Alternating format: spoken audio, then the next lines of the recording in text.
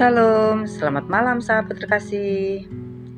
Di penghujung hari ini, mari kita berhenti sejenak. Kita diam, menarik napas, dan membawa seluruh beban, kekecewaan, juga rasa lelah hari ini ke hadapan Tuhan. Malam hari adalah waktu terbaik untuk belajar melihat kembali hati kita. Dan ayat renungan malam ini berkata, 1 Samuel 16 ayat 7. Manusia melihat apa yang di depan mata, tetapi Tuhan melihat hati. Ayat ini terasa semakin dalam saat dibaca di malam hari. Ketika semua kesibukan mereda, yang tersisa hanyalah hati kita dan Tuhan yang melihatnya. Sahabat terkasih, pernahkah sahabat merasa diremehkan karena penampilan? Atau merasa dinilai salah oleh orang-orang yang hanya melihat dari luar? Saya pernah mendengar cerita seorang wanita muda yang bekerja di sebuah kantor besar. Ia sederhana sekali, pakaian biasa, tidak pernah bicara keras, tidak pandai tampil. Orang-orang menganggapnya biasa saja. Namun suatu hari, perusahaan menghadapi masalah besar. Proyek berhenti, tim kebingungan, semua orang yang biasanya menonjol tiba-tiba tidak tahu harus berbuat apa. Justru wanita inilah yang muncul dengan solusi. Ia tenang, sabar, bersandar pada hikmat dan ketekunan. Seluruh kantor tercengang.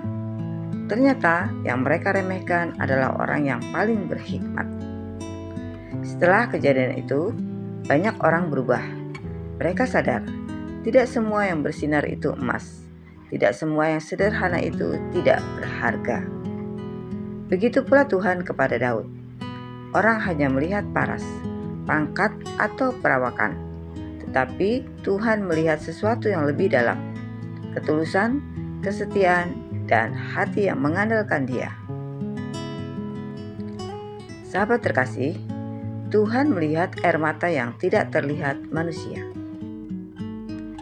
Ada air mata yang tidak pernah tumpah di depan orang lain. Ada luka yang tidak kita ceritakan.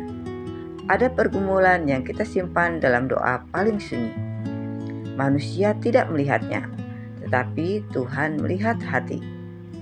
1 Samuel 16 ayat 7 bukan hanya ayat penghiburan, tetapi pernyataan kasih. Tuhan tidak menilai kita dari seberapa kuat kita menampilkan diri, tapi dari apa yang terjadi di dalam kita. Tuhan melihat niat baik yang tidak pernah dipuji. Mungkin hari ini kita sudah berbuat baik, tapi tidak ada yang mengucapkan terima kasih. Kita bekerja keras, tetapi tidak dipandang. Tenang, Tuhan mencatat bahkan hal-hal baik yang tersembunyi. Tuhan melihat perjuangan iman kita. Ada yang tampak sangat rohani dari luar, tetapi di hati mereka kosong.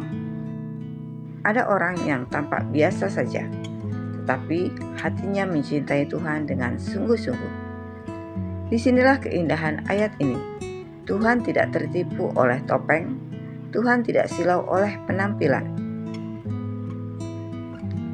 Tuhan menilai kesiapan hati, bukan kematangan usia. Daud paling muda, paling tidak diperhitungkan. Bahkan ayahnya sendiri tidak memanggil dia. Namun hatinya mengandalkan Tuhan.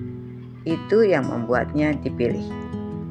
Jadi malam ini jangan berkata, aku terlalu kecil, aku tidak cocok, aku tidak cukup baik. Yang Tuhan cari bukan kesempurnaan, tetapi hati yang mau dibentuk. Sahabat terkasih, mari kita merenungkan 3 hal besar dari ayat ini. Yang pertama, Tuhan melihat kualitas hati, bukan ukuran prestasi. Prestasi itu baik, tetapi hati lebih penting. Bahkan pelayanan pun bisa kosong jika hatinya tidak tulus. Yang kedua, Tuhan memilih mereka yang siap di dalam, bukan yang terlihat kuat di luar. Daud tidak tampil mengesankan, tetapi ia setia menjaga domba.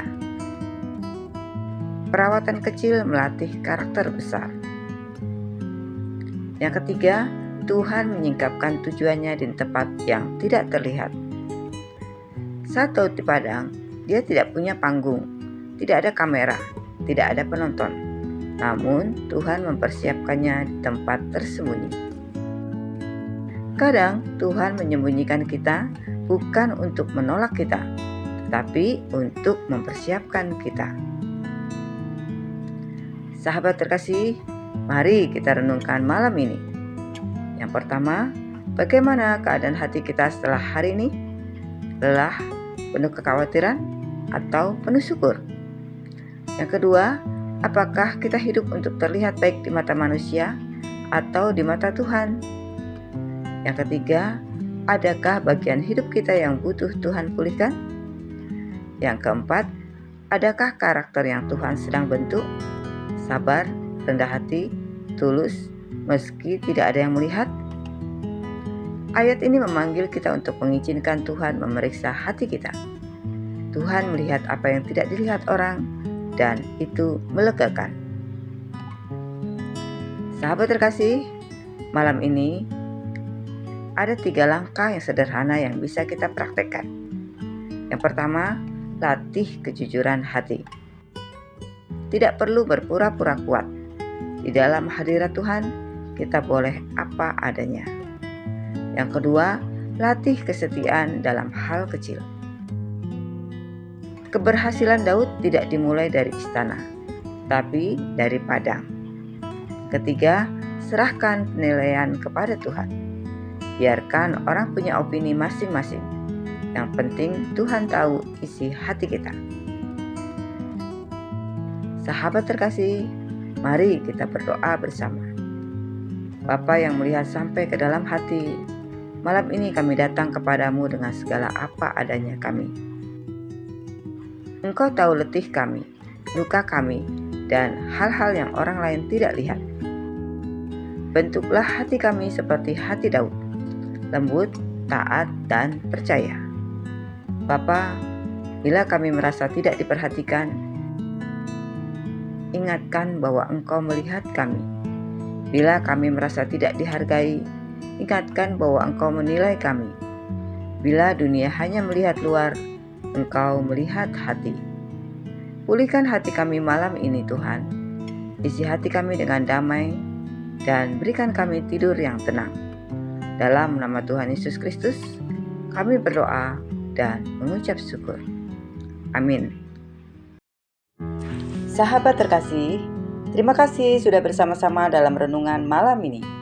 Jika firman Tuhan ini memberkatimu, jangan lupa untuk klik like, komen, share, dan subscribe ya, supaya semakin banyak orang dikuatkan oleh firman Tuhan. Sampai jumpa di renungan malam berikutnya. Selamat beristirahat, Tuhan Yesus memberkati.